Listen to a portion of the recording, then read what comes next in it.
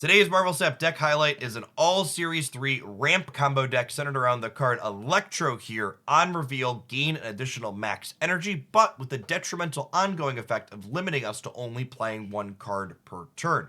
We utilize this extra energy to accelerate into powerful disruptive cards, such as Leech to control our opponent's hand, as well as Arrow to control where they deploy out onto the board, as well as threats that are difficult for our opponent to answer. We have Dr. Doom that spreads out his Doom bots at all the locations. We have Odin, who can double that effect up, and then we have Magneto, America Chavez, and She-Hulk for just incredibly large point lines. At the bottom end of our curve here, we've got Sunspot, who can soak up any additional energy that might be lying around, kind of smoothing out our curve on turns where we have nothing to do, as well as Viper, who combos with this deck's focal point Electro. On reveal, send a card at her location across the board. This means we can take that detrimental ongoing effect from Electro and turn it into a positive by creating a one-sided Sandman-like effect where we lock our opponent to one card per turn while we still have the freedom to play as many cards as we would need.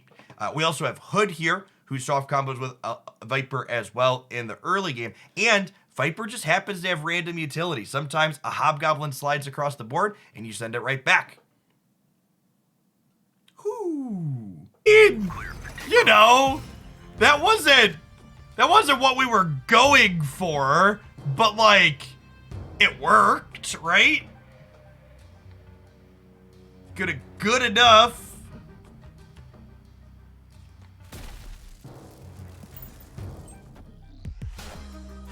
Don't want this one. Take it back, please.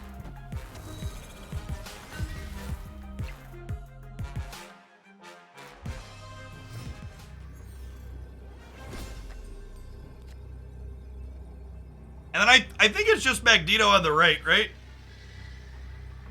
Magneto on the right dies to Shang-Chi is problematic.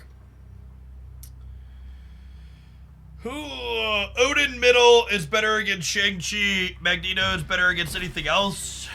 We have a bad time into Valkyrie plus stuff regardless.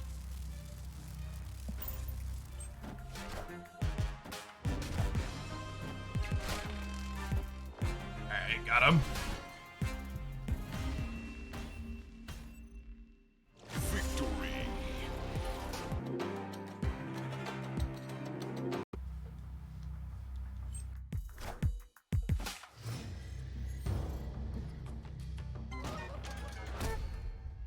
Nice noise, running hot.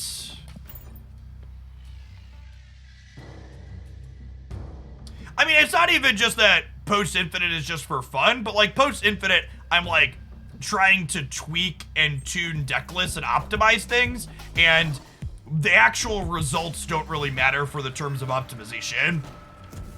Like just trying to generically get a feel for like what a deck is doing is way more important than anything else. So I'm trying to like figure out, okay, is this something worth working on?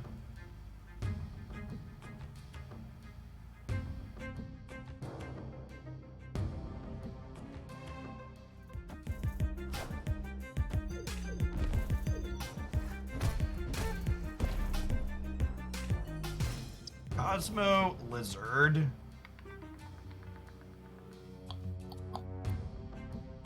We're electroing this game. This might just be a She-Hulk Demon Angle. I want to make sure we fill this. Although maybe it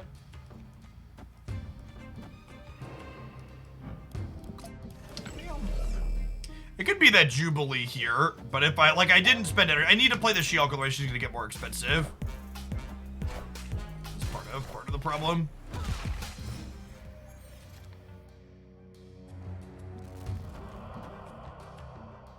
This doesn't really matter in terms of restricting a Shuri's deck gameplay, but we're both kind of choked on board space, so I think from that perspective it has a lot of value here.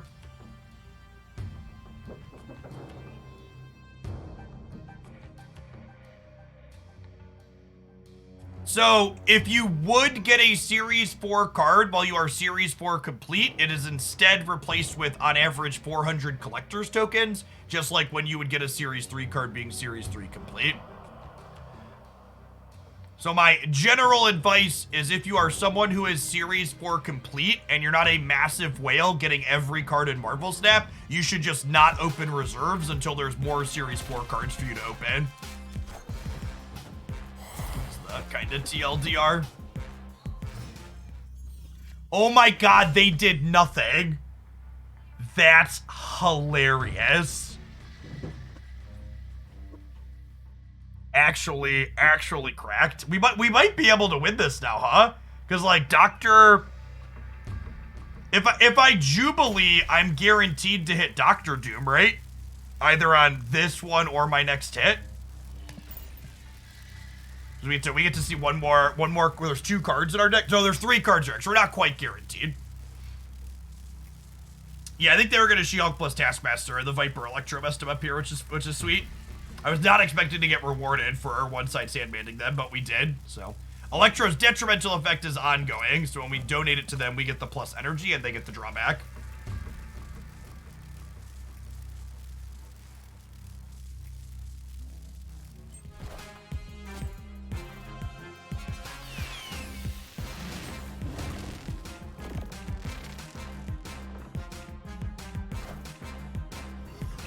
Oh, and wait, if they're hoping to Taskmaster, they can't Taskmaster here now because we pulled the Cosmo over and we drew the Doctor Doom. So we're technically winning like all 3 here now, huh? Zola. Zola could get us, I guess, but if they were planning to try in Zola, they probably would have played Red Skull in the middle, right? They could 50-50 a Zola here, that's true.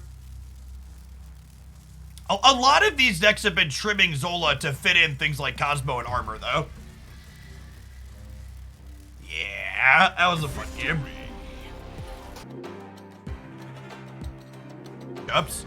So there's a number of decks I can play that, like, have an alright Galactus matchup. It's just like, if I'm not signing up to play those specific decks, I'm just basically signing up to be 0% against it. So it's not that it's unbeatable, it's just that the average gameplay experience is pretty unsatisfying. Like, when the Galactus deck loses, it just kind of flails around and doesn't work.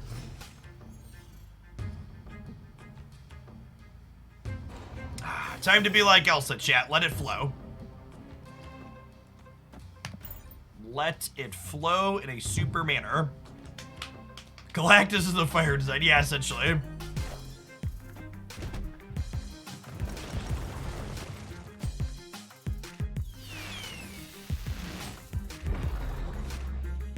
It's me. I'm the problem. It's me. At tea time, everybody agrees.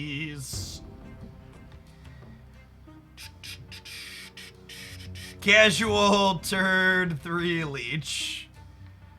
Are we toxic, chat, or is it our opponent that's the problem? Were we the toxic ones all along?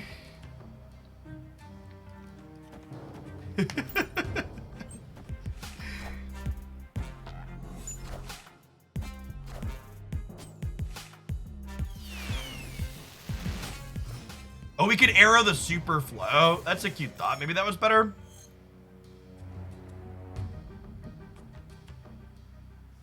What if I do this, and then we have demon plus arrow on the last turn to do as we please?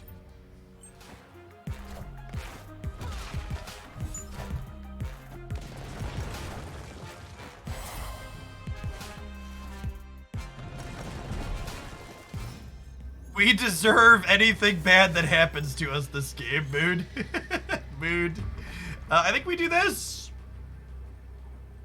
Like, try and pull them left.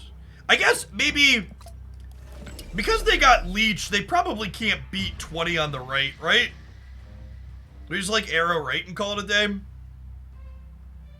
Yeah, I think that's the line. I think we just expect 20 to be good enough on the right. Come here, friends.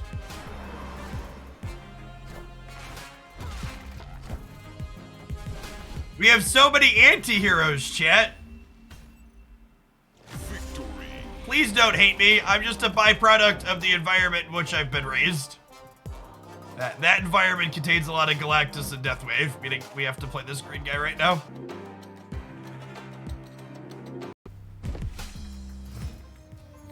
KM coming in is actually the first I've talked about the tournament thing I'm going to be playing. I'm pretty sure it's async and not live, and you'll get the results after the fact, which I'm interested, but it's there's 16 players and they have a $3,000 cash prize pool, and I get to play it from home. So like, it's still a little bit on the casual side because it's a small invitational type thing with a smallish prize pool, but getting to play it from home, I think, makes it worth my time, especially with the async factor.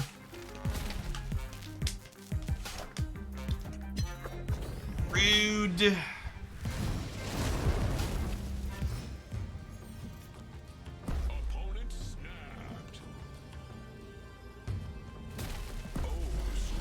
All right, I'm gonna snap them back because we're giving them Electro here. I would have stayed in if they had snapped and not snapped back if we didn't draw Viper, but I think drawing Viper, we snapped them back because we're like giving them their own personal Sandman. Okay, and then they snapped because of Shang-Chi. Got it. My deck is Odin, Jubilee, Hood. A Doctor Doom the middle, and then we'll draw Odin and Doctor Doom again next turn.